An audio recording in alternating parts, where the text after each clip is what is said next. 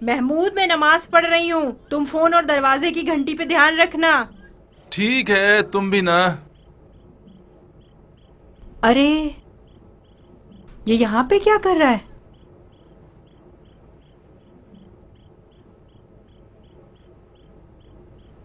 तुम यहाँ क्या कर रहे हो? क्या कर रहे हो? जल्दी से वापस उसकी जगह पे रख दो, अगर ये वापस आ गए तो। मैं देखना चाहता हूँ आखिर ये कैसा कुरान है जिसने मेरी ताई को भी शिफायाब कर दिया है, और बास तुम जैसियों की भी नजरें इस पर टिकी हुई हैं। किसने कहा मेरी नजरें इस पर टिकी हुई हैं? वैसे है तो बहुत ही अजीब व गरीब। तुम कहीं इसे बेचने का इरादा तो नहीं रखते? वैसे सच पूछो तो इसकी कोई इतनी कम कीमत भी नहीं होगी। अब ये कौन आ गया? महमूद, इसे इसकी जगह पे रख दो। कभी ये चीज भूल गए होते तो वापस आ जाते। पहले तो ये कि वो 2 दफा घंटी बजाते हैं, और दूसरे ये कि किसी तौर पर भी अपनी मस्जिद को छोड़कर घर नहीं आते।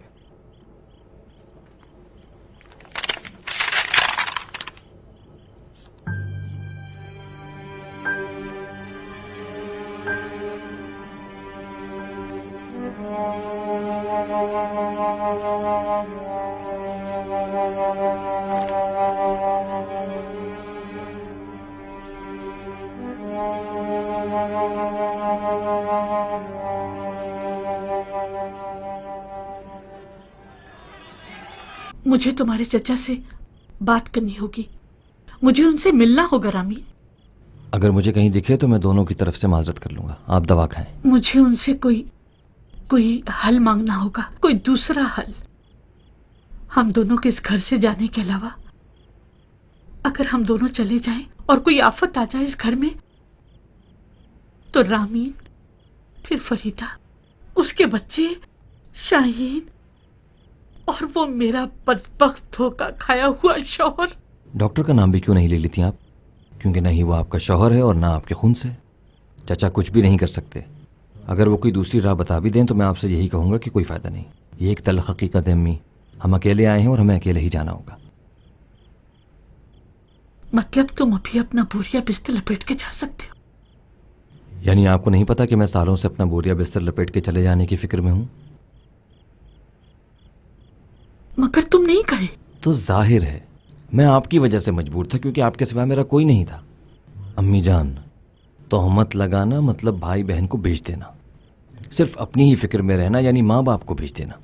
अपनों की फिक्र में रहना यानी तमाम लोगों को बेच देना। आप ही बताइए, कितने ऐसे अफराद हैं उस कमरे में जो दिन में 100 बार मुझे और आपको बेच देते हैं? मगर उस कमरे में 2 मासूम बच्चे भी हैं। तुम्हारे बाप ने मेरे साथ जितना भी बुरा सलूक किया, मगर मैं उन 2 बच्चों को हरगिज। अम्मी जान, उन दोनों बच्चों की माँ भी है। अरे भैया, आपको क्या हो गया?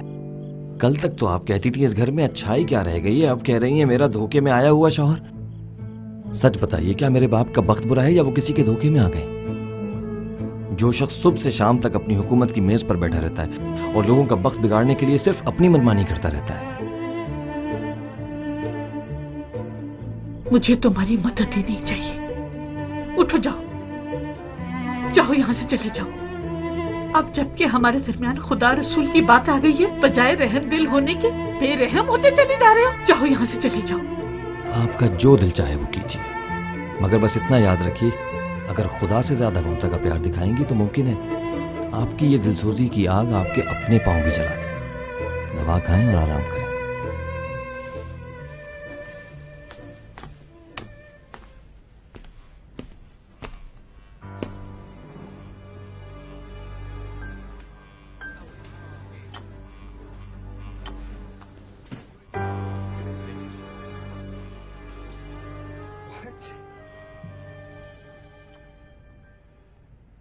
आज रात ये बिजली ऐसी क्यों हो रही है? आखिर बिजली जो रही, भला ये भी कोई बच्चों के सामने पूछने वाला सवाल हुआ? तुम्हें नहीं मालूम कि इस तरह क्यों होता है? डरो मत मामू की जान, इस मुल्क में एक जमाने से इन हरकतों के जरिए लोगों का बिजली का सामान उड़ा दिया जाता है और कोई पूछने वाला ही नहीं है। जी हाँ। मेरी जान, आदमी को बहादुर होना चाहिए। सिर्फ बहादुर आदमी को यह पता होता है कि उसके इर्द गिर्द क्या हो रहा है। फरीदा, वो चमचा देना जरा मुझे। बाबा, आपका फोन बज रहा है। आप बैठे रहिए। मैं लेके आता हूँ। तुम्हें कोई जरूरत नहीं। अफशीन बेटा, जाओ मेरा मोबाइल उठा के लाओ।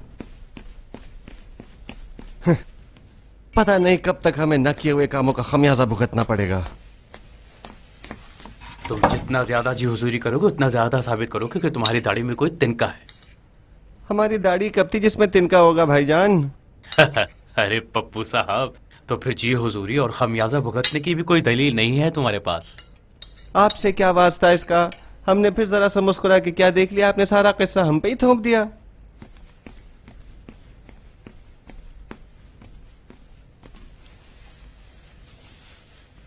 मैं सदके जाऊं। आलू ताया माफ कीजिएगा, मैं जरा सो गया था। मैंने सोचा कि आप थोड़ा सा खुमार ले लें। अगर तुम में हिम्मत है तो इधर आ जाओ, फिर बताता हूं तुम्हें। आपने फोन तो अपने बेटे को दे दिया था ताकि मुझे उल्टे सीधे जवाब दे दे। अब आप माने या ना माने, मुझे जरा सा बुरा लगा। हमारे ताया हैं ही बेगैरत आदमी। जब तक ये ना समझा था कि तुमने खुद ही बेगैरती दिखाई बाबा महमूद है क्या? और वो डब्बा ला के मुझे दे दिया, तब तक मैंने तुम्हारे बाप के सामने तुम्हारा नाम नहीं लिया। अरे ऐसे नहीं, मैंने डब्बा नहीं दिया आपको ताया। 1 मिनट होल्ड कीजिए।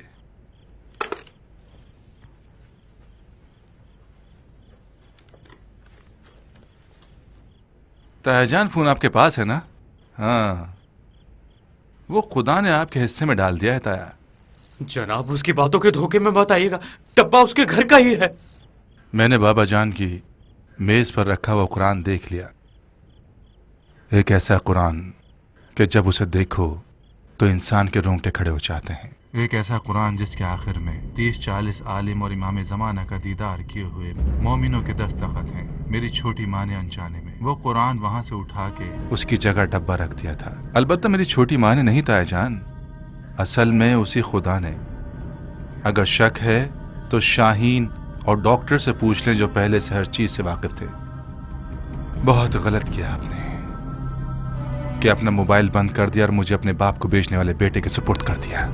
खबीज कहीं का। रुक जाओ शाहीन प्यारे, बाबा के पास फोन है ना। अब कम से कम मुझे बात करने दीजिए, हम भी तो देखें आखिर वो चाहता क्या है। मुझे खुद बहुत देर से पता चला है कि उस कपड़े में कुरान के बजाय कोई और चीज हटाया, मगर शाहीन आपके दामाद के कहने पे मेरे घर के पास जासूसी कर रहा था।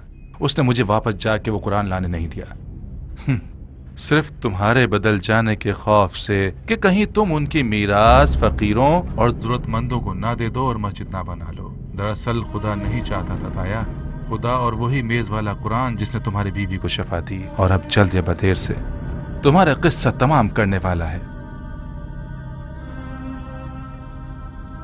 तुम्हारा किस्सा तमाम करने वाला है। Hello hello hello. लानत हो मुझ पर, अगर मैं ही वो आफत न बन गया जो तुम लोगों की जिंदगी उजाड़ कर रख देगी। बार बार फोन करके दीना के बारे में तरह तरह के सवालात पूछ रहे हैं और फिर एक फलां शक्लो सूरत की गाड़ी और एक मासूम शरीफ बच्ची एक लड़के के साथ भाग जाने की बात करते हैं। अल्लाह अकबर, देख रहे हो कैसे कैसे लोग हैं आजकल बातें बनाने वाले। मैंने पूछा कि महमूद ने तुम्हें क्या बोला था जो तुमने मुझे नहीं बताया? मैं तो आपसे पहले भी कह चुका हूँ कि महमूद के पास झूठ बोलने के सिवा कुछ भी नहीं है। मैंने भी तुम्हें 1000 दफा कहा है कि दफा हो जाओ। जी अच्छा। उस बर्तन चोर के बेटे ने अब तक ये नहीं कहा कि वो डब्बा अपने बाप के घर से नहीं लाया। यही कह रहा है कि उसकी छोटी माँ का है, मगर वो कहता है कि तुम उसके घर के दरवाजे पे थे और तुमने उसे वापस जाके कुरान उठा के लाने से रोका था। क्यों? झूठ बोल रहा है बिल्कुल। वो भी अपने बाप की तरह दीना के खो जाने को मेरे सर पे डाल देना चाहता है। खुदा की कसम, इस घर में सबको पता था। सब इस बात की गवाह हैं कि मैं रात को अपने दोस्तों के घर पे था। क्या मैं नहीं था? झूठे मक्कार। एक शख्स ने सबके सामने तुम्हारी झूठी सालगिरह पार्टी का ड्रामा खाक में मिला दिया। कुछ समझे? आप सच बताओ कि तुमने उसे क्यों कुरान लाने से रोका? आपने अपना काम तो कर दिखाया ना, अब क्या कुरान कुरान बोल रहे हैं? कौन सा कुरान? हाँ हाँ, क्या है? सही तो कहा है मैंने। अरे सच कहा तुमने? कसम से? क्या तुमने नहीं बताया? ये नहीं बताया कि मुझे किसने बाबा का पीछा करने को कहा था? ये नहीं बताया कि किसने मुझसे कहा था कि जाओ देखो महमूद को बाबा से क्या काम है? नहीं बताया था तुमने बदतमीज? इसने कहा था। अपने उस बदतमीजी के आदमी मुंह का जरा ख्याल रखना। बड़े छोटों की तमीज नहीं है तुम्हें? तमीज से बात करो। मुझे क्या मालूम कि तुम अपने चाचा के घर के पास थे या नहीं, और फोन पे झूठ बोल रहे थे या नहीं? हाँ? अरे अरे अरे अरे, कितना मक्कार आदमी है ये। जरा सा सब्र करो, हम इसे नरम करें थोड़ा सा। इधर तो तुम आना क्या जरा। समझते हो मैं कमजोर हूँ? हाँ, गिरेबान छोड़ो मेरा। अरे चल ना। अरे रामीनो, आए मेरा पैर। आह, आह, आह।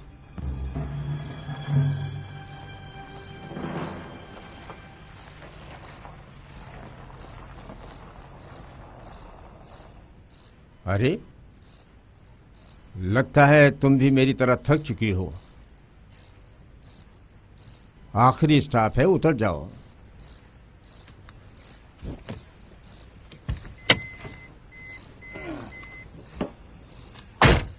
सिर्फ एक बात याद रखना और इसे बिल्कुल भूलना मत। मेरे पास इतना हौसला नहीं है कि तुम्हारी खातिर अपने आप को इस घर की औरत के रूबरू खड़ा कर दूं। जैसी तुम्हारी शक्ल सूरत है, हो सकता है इसकी वजह से कुछ अरसे तक तुम्हें उल्टी सीधी बातों का निशाना बनाए।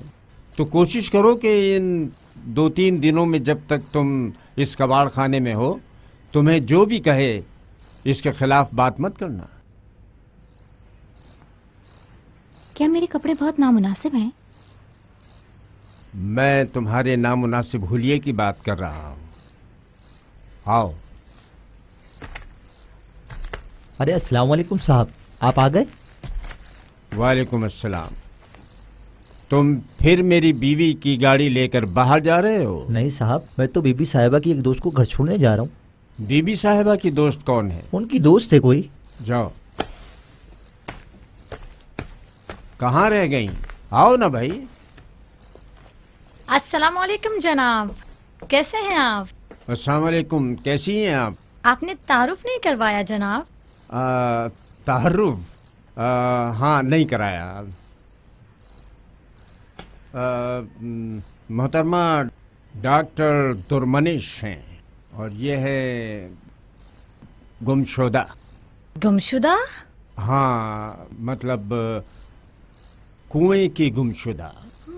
असल में पता नहीं चलता। गुमशुदा कबूतर, अच्छा मजाक था, मुझे खुशी हुई। असल में पता नहीं चलता कि ये कब संजीदा अंदाज में मजाक कर रहे होते हैं और कब बातें घुमा रहे होते हैं।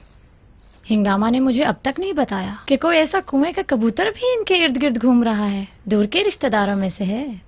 हाँ, आबा और अजदाद से कुछ शक्ल मिलती है। मुझे भी यही लग रहा था, मगर अफसोस कि मुझे हिंगामा की दोस्त और उस पीली शाल को अपने बच्चों तक पहुंचाना है। काश आप थोड़ा सा जल्दी आ जाती गुमशुदा साहिबा, ताकि जरा खुल के एक दूसरे से तारुफ हो जाता। मगर बाद में जरूर आऊंगी ताकि तारुफ कर सके, है ना हशमतियान साहब? हाँ, बाद में भी तारुफ हो सकता है। डॉक्टर को मेरा सलाम कहिएगा। जरूर पहुंचाऊंगी। फिर मिलेंगे कुएं वाली।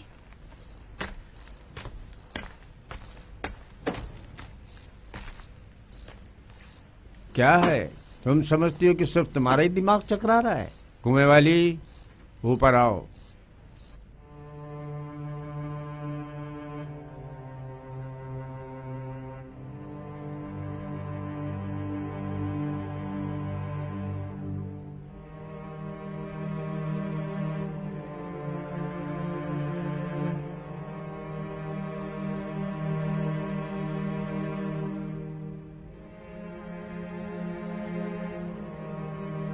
तुम खुद जानती हो कि मेरे पास अजनबियों के साथ मगजमारी करने का हौसला बिल्कुल नहीं है। और तुम उसे उठाकर यहाँ ले आए? तुम मुझे मार देना चाहते हो क्या? क्या बात है तुम्हारी श्यामिक? जो आखिरी शक्ल तुम इस घर में लाए थे, क्या वो पीले बालों वाला लड़का नहीं था जो मेरे जवाहरात के डब्बे के साथ गायब हो गया? मेरी समझ में नहीं आता कि तुम्हारा ये झूठा वकील है किस किस्म का, जो मुझे फोन पे कहता है 70 साल बुढ़िया है। उसके बाद तुम एक वल्गर और बेनामो निशान जवान लड़की को अपने साथ लिए चले आ रहे हो यहाँ। अपनी आवाज नीचे रखो। कुएं वाली लड़की, रात के इस वक्त कब्दी साहब सहन के तमाम दरवाजों को लॉक कर देते हैं, बाहर का चोर अलार्म भी ऑन कर देते हैं। अगर आपको बाहर जाना हो तो बेहतर होगा कि हिंगामा साहिबा से इजाजत लेके जाइएगा, वरना वो गुस्सा भी हो जाती हैं। कहाँ है लड़की? कहाँ है वो? है मोहतरमा। अच्छा अच्छा अच्छा, देख लिया उसे मैंने।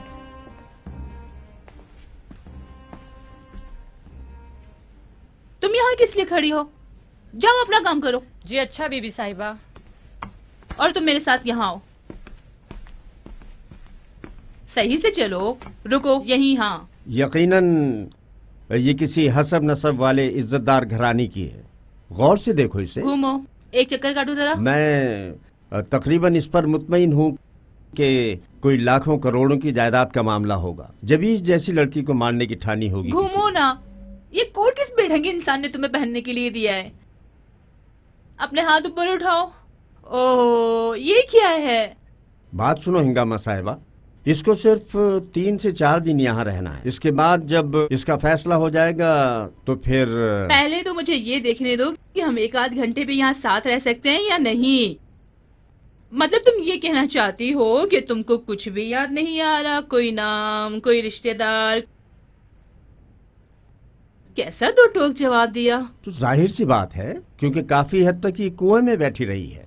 कहीं इस हसीन जवान लड़की से तुम अपनी दूसरी शादी तो नहीं बनाना चाहते जो इतना इसकी तरफदारी कर रहे हो? देखो हिंगामा, तुम्हारी ये बात निहायत घिनौनी थी। वो काम मत करो कि मैं इसे ले जाके नीचे दरवाजे के बाहर खड़ा कर दूं और टाउन सेंटर वाले आके ले जाएं। इतना याद रखना कि हो सकता है तुम मेरे शोहर को बेवकूफ बना सको, मगर मैं तुम्हारे धोखे में नहीं आने वाली। सिर्फ आज रात के लिए तुम यहाँ रह सकती हो, वो भी कल तक। फिलहाल मैं नहीं चाहती कि कोई ये जान सके कि ये कहाँ से आई और यहाँ क्या काम है इसका। देर से फैसला किया है। क्या मतलब है तुम्हारा कि मैंने देर से फैसला किया? इस वक्त एक खातून आपकी गाड़ी में बैठी हुई अपने मोबाइल फोन के जरिए तमाम तर खबर रसां इदारों को रिपोर्ट दे रही हैं कि हमारे घर में एक जद्दी पुश्ती मेहमान आई हुई है जिसका नाम है कुएं वाली गुमशुदा। अब ये कुएं वाली गुमशुदा कैसा बेतुका नाम है? आप अपने मियाँ की बेइज्जती करने में माहिर तो हैं ही। जो भी पूछे ये कौन है, कह देना कि मेरी पहली बीवी की बेटी। आखिर गुमशुदा भी कोई खानदानी नाम हुआ? अरे तुम्हारे सफाई करने वाले झाड़ू का नाम भी तो अकबर तासीस आती है। अकबर तासियाती?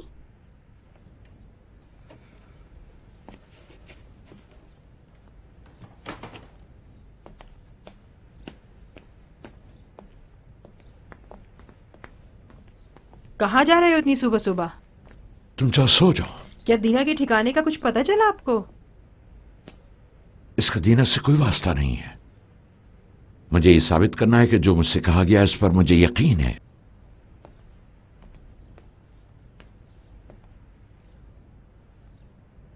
हाजी साहब के इन कामों की मुझे समझ ही नहीं आती। अब क्या बोलूं, कुछ समझ नहीं आता इनका। डॉक्टर, हमारे यहाँ गोश्त खत्म हो गया है, बाकी सामान भी खत्म पे है। ये मैंने लिस्ट बना दी है, लेते आना। सर मैं ऑफिस के लड़कों से कह दूंगा, वो लाके दे देंगे, मगर तुम्हें लाने का जिम्मा तुम्हारे इन भाइयों का है। रामीन, जनाब आप जहमत कीजिए और खुद ही अशमतियान को फोन करके उससे आखिरी जवाब मांग लीजिए ताकि मुझे एक जवाब मिल जाए, ताकि मैं बाकी अफराद को फोन करके कह दूं कि अपने डिमांड नोट्स लेके आ जाएं। आपको जहमत करने की जरूरत नहीं है। आप आज से सीधा अपनी मेज पे जाके बैठेंगे, सिर्फ अपना काम करेंगे और उसी से आपको तनख्वाह मिलेगी, वो भी इन बच्चों के सर का सदका होगा। लेकिन बाबा, डॉक्टर को तो जो भी आप मालूम था। दखल मत दें, आप दखल मत दें। इसका वो साथी जब उठेगा उसे भी कह देना कि आज से अपनी रोटी पानी का बंदोबस्त कर ले। मैं ये देखना चाहता हूं कि इस घर में जो अफराद मेरी मालो दौलत और मीरास की फिक्र में हैं, वो मेरे बगैर कब तक अपने पांव पे खड़े रह सकते हैं। रामीन,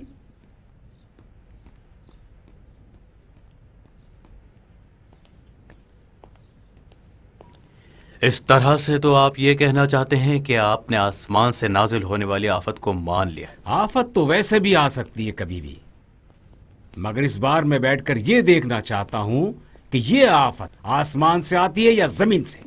बाबा, खुदा की जिसे कसम। जो कहना है वो कहे, कहता रहे। रमजान के आखिर तक उस वक्त पता चलेगा कि हर शख्स के दिल में क्या छुपा हुआ है।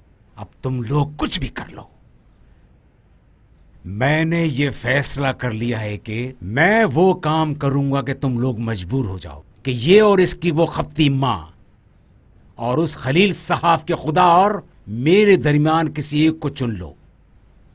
चलें। अगर आपने फैसला सुना ही दिया तो फिर मैं यहाँ रुक जाता हूँ और अम्मी को डॉक्टर के पास ले जाऊंगा, और डॉक्टर से फारिग होते ही मैं और अम्मी। खाम ख्याली है तुम्हारी, उसके बाद क्या? उस लड़की की खातिर लड़ाई करना चाहते हो? अपनी माँ का बोरिया बिस्तर लपेट के उसे अपने चचा के हवाले कर दोगे? बाबा। हाँ। रामीन तुम कुछ मत कहो। रामीन यहाँ से चला जाएगा और मैं अपने बामुरवत और गैरतमंद शौहर के पास रहूंगी। अम्मी मैं आपके बगैर कहीं नहीं जाऊंगा। मैंने तुमसे कहा है ना, कुछ मत कहो। रामीन जिस लड़की को चाहता है उसके साथ यहाँ से चला जाएगा। मैं यहाँ रहूंगी और ये दुआ करूंगी कि जो भी आफत आए मेरे सर पे आए। बाबा जान चलें।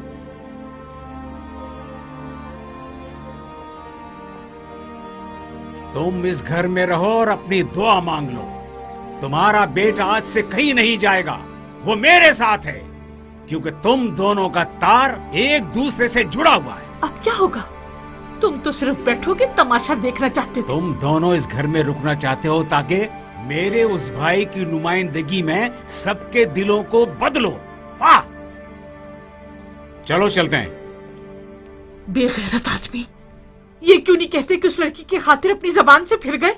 हो सकता है कि खौफ ने उनसे ये करवाया हो अम्मी। हाँ वो तो है। अपने चचा की नुमाइंदगी का दफ्तर तो तुमने खोल ही लिया है। कहीं ऐसा तो नहीं कि तुमने ये सोच लिया है कि तुम अपने बाप के बॉडी गार्ड बन जाओगे और खुदाए अरहमुर राहिमीन तुम्हारी वजह से उन पर कोई आफत नाज़िल नहीं करेगा? हाँ, खुदा हाफिज बेटा, खुदा हाफिज मेरी जान। जिसे अहमक को तुम लोगों ने घेर रखा है उससे कुछ बैद नहीं कि वो ऐसा सोचे। अम्मी अब आप शुरू मत कीजिए।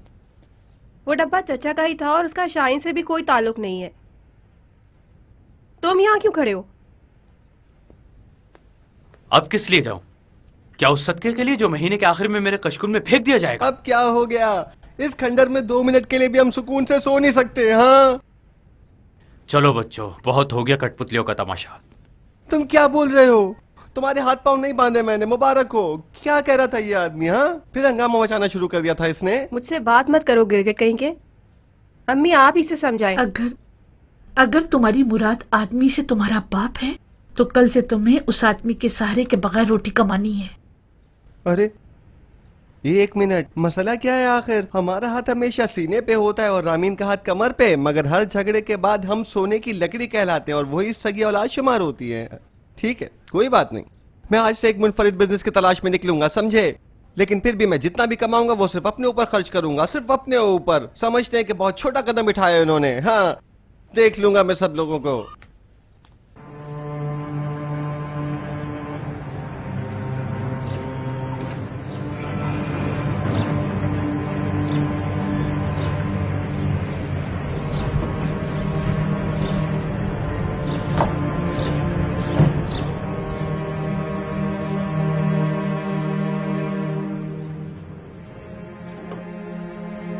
महमूद, महमूद, महमूद, अल्लाह करे तुम नींद में ही मर जाओ। उठो और बाहर आओ, देखो तुम्हारा बाप पागल हो गया है। वो क्यों? मुझे क्या पता, मुझे तो कुछ बता ही नहीं रहे। मेरे ख्याल से दीना के खो जाने से उनकी अक्ल। ऐसे रखो कि बिखर न जाए। जी अच्छा, जी अच्छा। आने जाने में रुकावट न बने। हाजी साहब ये तो कम है। मैंने कहा था कि इससे ज्यादा नहीं है मेरे पास। मैंने कहा था मुनासिब कर लेंगे।